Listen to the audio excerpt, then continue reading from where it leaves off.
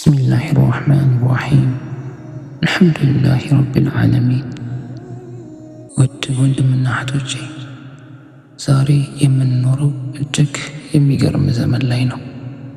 ማንም ሰው ተነስቶ ማንም ላይ መናገር የሚችልበት እውቀትና ስሜት የተደበላለቁበት፣ ሁሉም ሰው በራሱ መንገድ ልክ ነኝ የሚልበት ማህበራዊ ሚዲያ በበዛበት ዓለም ላይ እንገኛለን። በተለይም ደግሞ ስለ አላህ ዲን፣ ስለ እስልምና ህግጋት ስናወራ ነገሩ በጣም ቀላል እየመሰልን መጥቷል። አንድ ሰው ስለ ሕክምና ሳይማር ይህንን መድኃኒት ጠጣ ቢለን አንሰማውም። ዶክተር አይደለህም፣ ሰውን ትገላለህ እንለዋለን። አንድ ሰው ስለ ምህንድስና ሳይማር ይህንን ፎቅ እንዲህ ስራው ቢለን የእሱ ምክር ፎቁን እንደሚነደው እንነግረዋለን። ነገር ግን ስለ ነፍሳችን መዳኛ፣ ስለ አኺራ ዋስትና፣ ስለ አላህ ሸሪያ ሲነሳ ግን ማንም ሰው ተነስቶ እኔ እንደሚመስለኝ የእኔ ልብ እንደሚለው ዋናው የውስጥ ንጽሕና ነው እያለ የራሱን ፈትዋ ወይም ፍርድ ሲሰጥ እናያለን። ይህ ቪዲዮ ማናችንንም ለመውቀስ ወይም በአንድ ሰው ላይ ለመፍረድ የተዘጋጀ አይደለም። በፍጹም ይህ ቪዲዮ እኔንም ጨምሮ ሁላችንም ቆም ብለን ራሳችንን እንድንመረምር፣ ነገ አላህ ፊት ከመቆማችን በፊት ቃላቶቻችንን እንድንመዝን የተዘጋጀ የወንድማማችነት ምክር ነው። ዛሬ የምንዳስሰው በትክክል ዲን ላይ የራሳችንን አስተያየት የመስጠት አደጋ፣ የሰዎችን ታዋቂነትና ሀብት አይተን የምንሰማው ነገር ወደ ማን መመለስ እንዳለብን በጥልቀት እናያለን። እስከ መጨረሻው አብራችሁን ቆዩ። እስኪ መጀመሪያ ራሳችንን እንወቅ። እኔ ማነኝ? አንተ ማነህ? አንቺስ ማነሽ? ሁላችንም ደካሞች ነን። ሁላችንም ወንጀለኞች ነን። ማናችንም ከስህተት የጸዳን ንጹሕ መላእክት አይደለንም። ሀቢባችን የዓለማቱ እዝነት ነቢያችን ሰለላሁ ዐለይሂ ወሰለም እንዲህ ብለዋል፣ የአዳም ልጆች ሁሉ ተሳሳቾች፣ ወንጀለኞች ናቸው። ከተሳሳቾች ደግሞ በላጮቹ፣ ተመላሾቹ፣ ተውበት አድራጊዎቹ ናቸው። ትርሚዚ ዘግበውታል። አዎ ሁላችንም በየቤታችን ማንም ሳያየን የምንሰራው ድክመት አለብን። ሂጃቧን በስርዓቱ ያላደረገችው እህት ድክመት ሊኖርባት ይችላል። እንዲሁም ደግሞ ሂጃቧን በስርዓቱ አድርጋ ሌላ ድክመት ያለባትም ልትኖር ትችላለች። በ5 ወቅት ሰላት ላይ የሚበረታ ወንድም ሌላ ቦታ ላይ ይደናቀፍ ይሆናል። ሁላችንም የአላህ እዝነት፣ ሂዳያ ወይም ቅን መንገድ የሚያስፈልገን ምስኪኖች ነን። ነገር ግን እዚህ ጋር ነው ትልቁ መስመር መሰመር ያለበት። የኔ ድክመት ወይም የአንቺ ስህተት የአላህ ሕግ ሊቀይረው አይችልም። እኔ ሶላት ላይ ሰነፍ ከሆንኩኝ ዋናው ልብ ነው፣ ሶላት ባይሰገድም ችግር የለውም ማለት አልችልም። እኔ መጥፎ ነገር የምሰራ ከሆነ ዘመኑ ተቀይሯልና አላህ የውስጥን ነው የሚያየው ብዬ ሐራምን ሐላል ማድረግ አልችልም። የእኛ ድክመት የአላህን ሕግ አይቀይረውም። ሕጉ ግን እኛን ሊቀይረን ይገባል።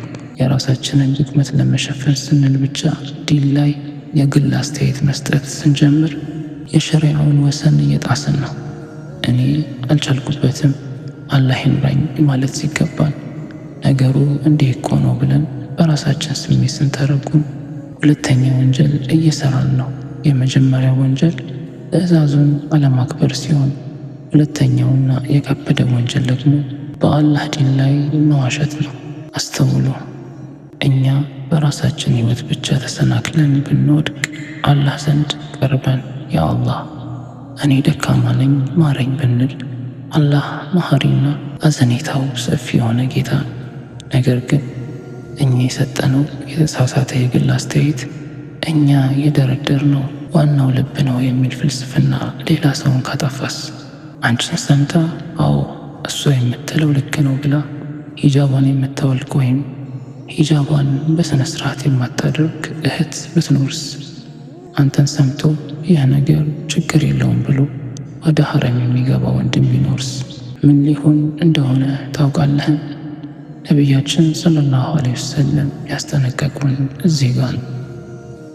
ወደ ጥመት ወይም ስህተት የጠራ ሰው ያንን ጥመት የተከተሉ ሰዎች ሁሉ ወንጀል እኩል በእሱ ላይ ይሆንበታል፣ ከተከታዮቹ ወንጀል ላይ ምንም ሳይቀነስ ብለዋል።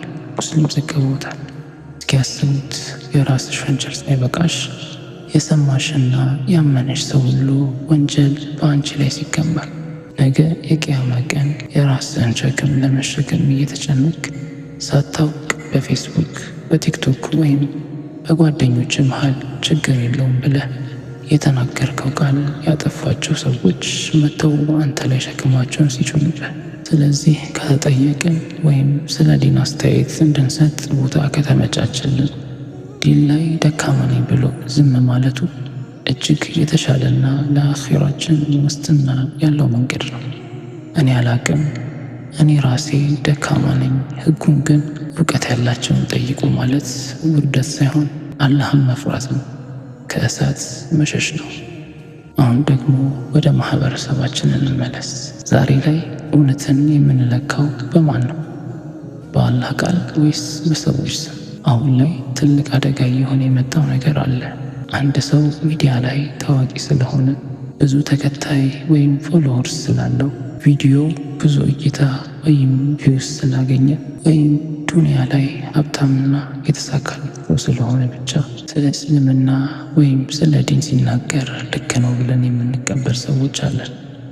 አልፎም ተርፎም እንደኔ አይነቱ አላዋቂ ሰው ተነስቶ ምንም ሳይማር ቁርአንና ሐዲስ ሳይገልጥ የራሱን ስሜት ሲያወራ ዋው እንዴት ደስ የሚል ሀሳብ ነው የምንል ጥቂቶች አይደለንም።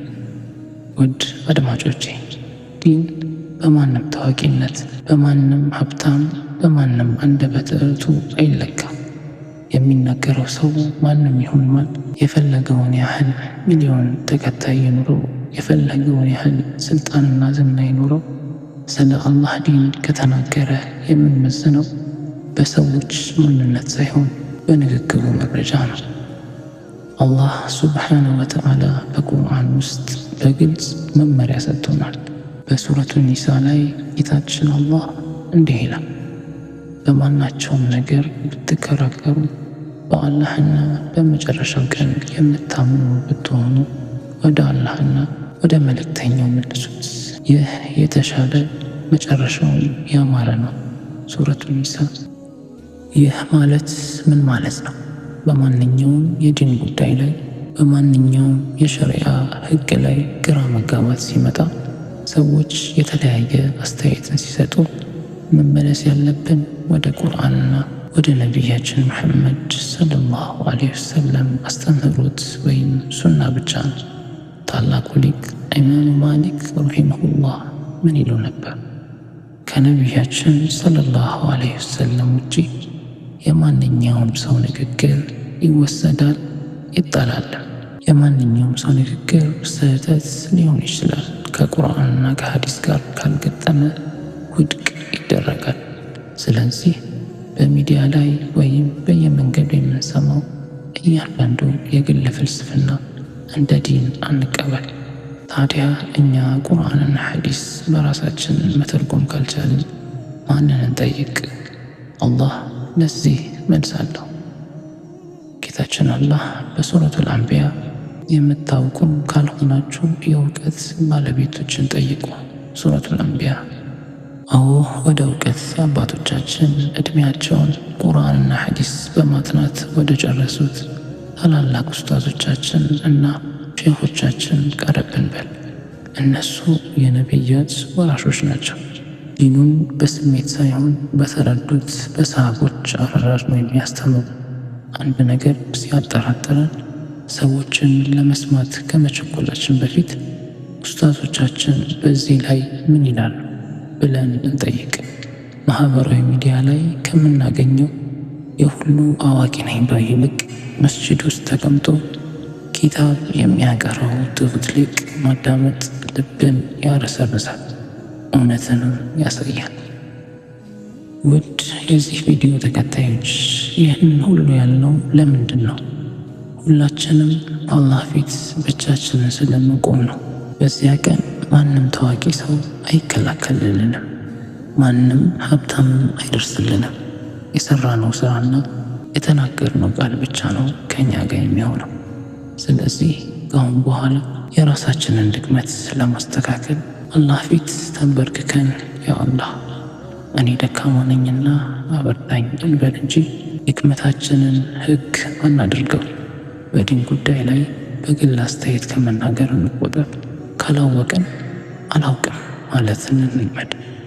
የምንሰማው ነገር ሁሉ የሚናገረውን ሰው ዝና አይተን ሳይሆን ከቁርአንና ከሐዲስ ያለውን ማስረጃ አይተን እንቀበል። አላህ ሱብሓነሁ ወተዓላ እውነተኛውን መንገድ ያሳየን። ልባችንን ተግባራችንንም አንደበታችንንም ለሱ ታዛዥ ያደርግልን። በሰማነው ተጠቃሚ ያድርገን። ይህ መልእክት ለብዙዎች እንዲደርስ ላይክና ሼር ማድረጋችሁን አትርሱ። ለቻናሉ አዲስ ከሆናችሁ ሰብስክራይብ በማድረግ የቤተሰባችን አባል ይሁን። አስተያየታችሁንም ኮሜንት ላይ አስቀምጡልኝ። በሚቀጥለው ቪዲዮ በሌላ ጠቃሚ ርዕስ እስከምንገናኝ ወሰላሙ ዓለይኩም ወረሕመቱላሂ ወበረካቱ።